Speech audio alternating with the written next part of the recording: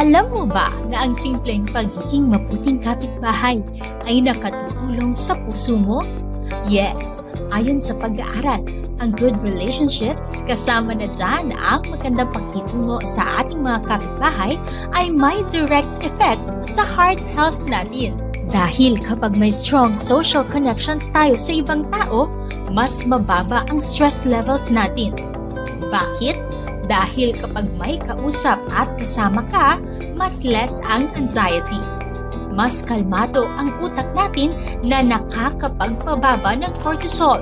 Ang cortisol naman ay ang stress hormone na nagpapataas ng risk ng heart disease. At hindi lang yan.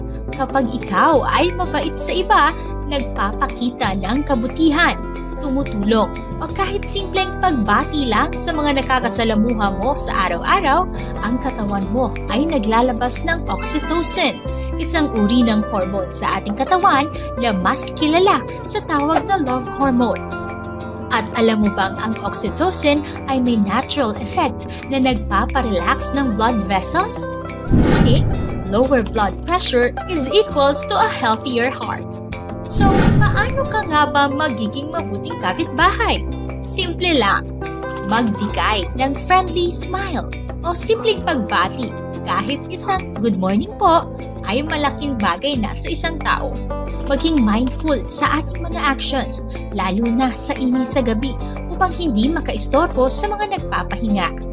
Maging handang tumulong sa kahit maliit na paraan tulad ng pagbuhat ng gamit, pagbibigay ng pagkain, o simpleng pag-aalok ng tulong. Kumustahin ang kapitbahay. Minsan, hindi natin alam kung may pinagdadaanan sila at isang simpleng pakikinig ay malaking ginhawa na para sa kanila. Fun fact, ayon sa isang pag-aaral mula sa Brigham Young University na inilathala sa PLOS Medicine noong 2010, ang mga taong may matibay na social relationships ay may 50% na mas mataas na tsansa ng mas mahabang buhay.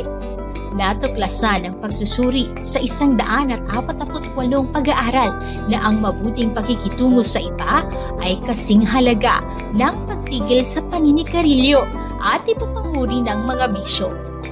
Kaya next time, subukan mong makipagkapwa-tao sa mga kapitbahay mo. Hindi lang ito makabubuti sa relasyon ninyo, pero makatutulong rin ito sa kalusugan ng puso mo. Now you know!